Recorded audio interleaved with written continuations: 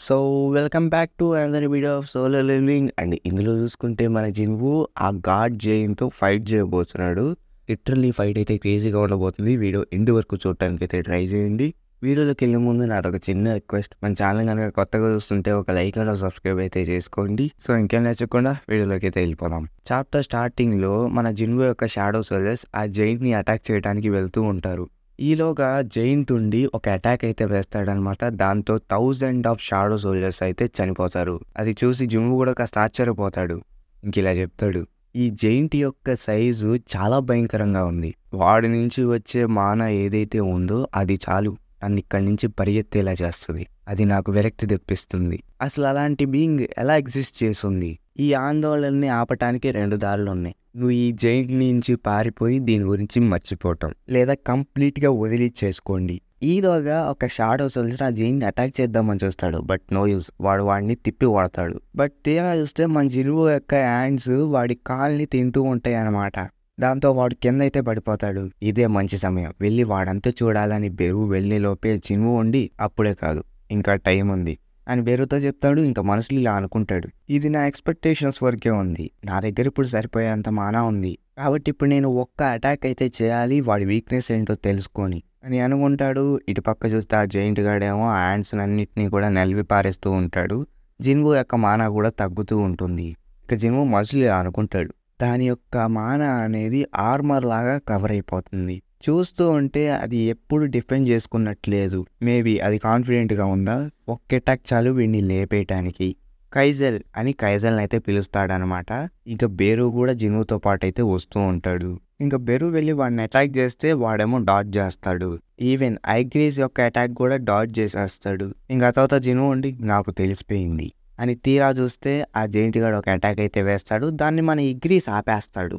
ఆపేసి మళ్ళీ వాడి మీద అటాక్ చేస్తాడు. దాన్ని వాడు ఆపలేక చెయ్యిని డ్యామేజ్ చేసేసుకుంటాడు. ఇంకా జిన్వు వచ్చి వాడిని అయితే నరికేస్తాడు అనమాట.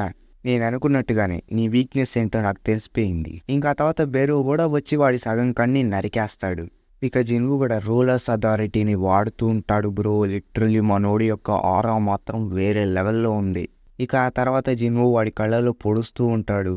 ఇంకా చుట్టుపక్కల ఉన్న ప్రతి ఒక్కళ్ళు చూస్తూ ఉంటారనమాట. ఇంక ఇలా చెప్తారు, ఇది ఒక హంటర్కి మాస్టర్కి జరిగే యుద్ధం కాదు, 2 మాస్టర్స్ మధ్య జరుగుతున్న ఒక యుద్ధం. ఇక జిన్వు చాలా స్లాష్ అయితే వేస్తాడు వాడి మీద. దాంతో వాడి కన్ను అనేది పీసులుగా అయిపోతుంది. ఇంకా బెరుని పిలుస్తాడు. బెరు వాడి కంట్లోకి దూరిపోతాడనమాట.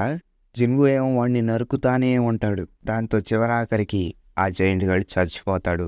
దాంతో జిన్వు అయితే డెవలప్ అవుతూ ఉంటాడనమాట. ఇంక అక్కడికి జిన్హో గాడు కూడా వచ్చి పొగుడుతూ ఉంటాడు జిన్వుని. ఇంకా తర్వాత జిన్వు మనసులో అనుకుంటాడు, నువ్వు ఈ డంజన్ బాస్ని చంపేశావు అన్న పాపప్ అయితే నాకు రాలేదు.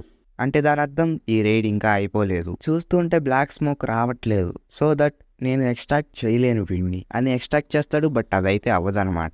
ఇంకా బెరు వాడి కళ్ళలోంచి బయటికి వస్తాడనమాట, మై కింగ్ నేను అని. బట్ జిన్వు ఉండి ఓ అది నువ్వేనా? ఇంకా మనసులో ఇలా అనుకుంటాడు, వీడి యొక్క మ్యాజికల్ ఎనర్జీ ఎంత పవర్ఫుల్గా ఉందంటే బెరు యొక్క ప్రెజెన్స్ని తీసేసింది వీడు చనిపోయినా కూడా అనుకున్న తర్వాత జిన్వు పక్కనైతే ఒక పోర్టల్ ఓపెన్ అవుతుంది. పోర్టల్ ఓపెన్ అవ్వగానే జిన్వు చాలా కంగారు పడిపోతాడు. ఈ యొక్క మ్యాజిక్ ఎనర్జీ చాలా ఇంక్రెడిబుల్గా ఉంది. ఇంతకీ జిన్హో సేఫ్గానే ఉన్నాడా అని చెప్పి చూస్తే అగ్రీస్ కాపాడుతూ ఉంటాడు అనమాట. దాంతో జిన్వు కూడా కాస్త రిలీఫ్గా ఫీల్ అవుతాడు. ఈ యొక్క గేట్ అనేది జైంట్స్ యొక్క మ్యాజిక్ ఎనర్జీని అబ్జార్బ్ చేసుకుంటుంది. ఉన్నప్పటికీ నా చర్మం మీద ఒక గీత పడింది. ఇది అంత పవర్ఫుల్గా ఉంది, ఇది ఎప్పుడు జరగలేదు. కాబట్టి జిన్హో నువ్వు ఇక్కడ వెయిట్ చేయి, నేను గేట్ లోపలికి వెళ్ళి చెక్ చేసుకొని వస్తా అని చెప్పి గేట్లోకి అయితే వెళ్తాడనమాట. అక్కడ చూసుకుంటే చాలా పెద్ద ప్రవేశం ఉంటుంది. అది చూసి జిన్హో కూడా షాక్ అయిపోతాడు, ఇది చాలా పెద్దగా ఉందని. ఇంకా పక్కనే బెరు కూడా ఉంటాడు. ఇలా చెప్తాడు, మై కింగ్ మీరు వినగలుగుతున్నారా? అంటే నువ్వు కూడా వినగలవా బెరు అని చెప్పి జిన్వు అంటాడు. బెరు ఉండి నాకు నవ్వుల శబ్దం వినిపిస్తుంది. ఇక జిన్వు మనసులో అనుకుంటాడు, ఏంటి మీ దగ్గరికి ఎనిమిస్ వస్తే మీకు ఫన్నీగా ఉందా? సరే బెరు వెళ్దాం పదా అని చెప్పి చూస్తే ఒకడు నవ్వుతూ ఉంటాడనమాట. ఇంక ఇలా చెప్తాడు, ఏయ్ రూలర్స్, నన్ను ఎవరు ఫస్ట్ ఫౌండ్ చేశారో చూడండి. నీకున్న ఈ అగ్ని రూపానికి నేనిచ్చే ఒక చిన్న వెల్కమ్, స్వాగతం మొనార్క్ అని చెప్పి అంటాడనమాట. ఇంకా జిన్వు కూడా ఏంటి వీడేనా బాసు అని అనుకుంటాడు. ఇంకా వాడుండి ఈ చైన్స్ నాకు విరక్తి తెప్పిస్తున్నాయి, కాబట్టి ఈ చైన్స్ని పగలకొట్టు. ఈ రూలర్స్ ఏం ప్లాన్ చేస్తున్నారో మొత్తం నాకు తెలుసు. నేను ఇది చాలా ఫాస్ట్గా, ఎంత ఫాస్ట్గా అంటే అంత ఫాస్ట్గా మిగతా మోనార్స్కి కూడా చెప్పాలి. ఇంకప్పుడే వాడు రియలైజ్ అవుతాడు, నువ్వు నేను అనుకునే వ్యక్తివి కాదు. అంటే జనువు ఉండి, ఏంటి రూలర్సా, వాళ్ళేనా నిన్ను ఇలా చేసినందుకు రెస్పాన్సిబుల్? ఇంకా వాడుండి, అవును, నన్ను వాళ్ళు వాడుకుందామని చెప్పి చూస్తున్నారు. ఒక యుద్ధం రాబోతుంది, అందుకే నన్ను వాడుకోవాలని చెప్పి చూస్తున్నారు. ఇక జనువు మనసులో ఇలా అనుకుంటాడు, నేను ఎన్నో మాన్స్టర్స్తో మాట్లాడా, కానీ ఏ మాన్స్టర్ కూడా వాళ్ళ గురించి చెప్పుకుందామని చెప్పి చూడలేదు.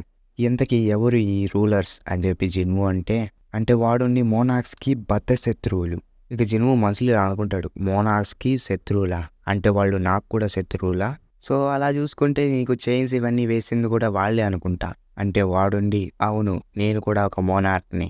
మోనార్క్స్ అండ్ రూలర్స్ వాళ్ళు మోస్ట్ లైక్లీ వాళ్ళ యొక్క సైట్స్లోనే ఉంటారు. ఇప్పుడు నువ్వు పొజెస్ చేస్తున్న స్ట్రెంత్ ప్రకారం చూసుకుంటే వాళ్ళతో ఫైట్ చేయలేవు, కాబట్టి నీకు సపోర్ట్ అనేది అవసరం. సో నా యొక్క సీల్ని రిలీజ్ చేయి, నేను నీకు హెల్ప్ చేస్తాను. అంటే జనువు ఉండి, ఏంటి నువ్వు నాకు హెల్ప్ చేస్తావా? నువ్వు ఒక మాన్స్టర్వి, నాలాంటి హ్యూమన్కి హెల్ప్ చేస్తావా? నువ్వు నిజంగా నేను అది నమ్ముతానని అనుకుంటున్నావా?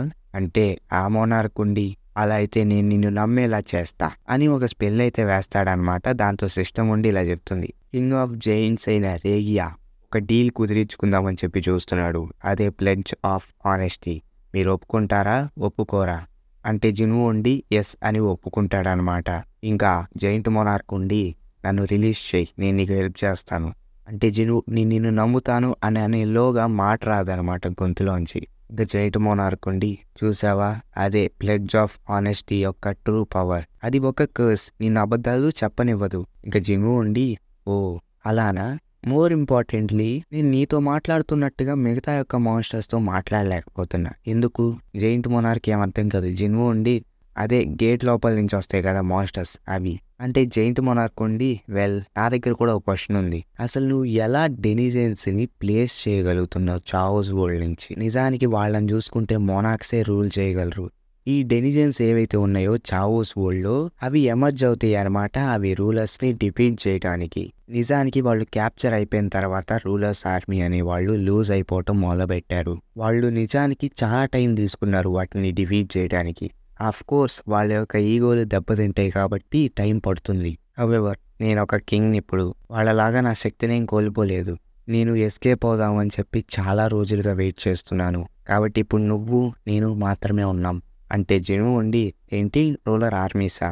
అంటే దాని అర్థం వాళ్ళకి సిల్వర్ ఆర్మర్ ఉంటుంది అండ్ వెనకాల వింగ్స్ ఉంటాయి. అంటే జైంట్ మోనార్క్ ఉండి, అవును, వాళ్ళే రూలర్స్ యొక్క సోల్జర్స్. ఇక జనువు ఉండి, అలా అయితే ఆ రూలర్స్ ఆ మాన్స్టర్స్ అన్నిటిని కూడా ఎందుకు మనకల్లే పంపిస్తున్నారు? అంటే వాడు నవ్వుతాడనమాట. అంతటితో నీ చాప్టర్ అయితే అయిపోతుంది. సో హోప్ మీకు ఈ వీడియో నచ్చిందని అనుకుంటున్నాను. నచ్చితే కనుక మన ఛానల్ సబ్స్క్రైబ్ చేసుకొని పక్కన బెల్ ఐకాన్ ఆన్లో పెట్టుకోండి. మళ్ళీ నెక్స్ట్ వీడియో కలుస్తా.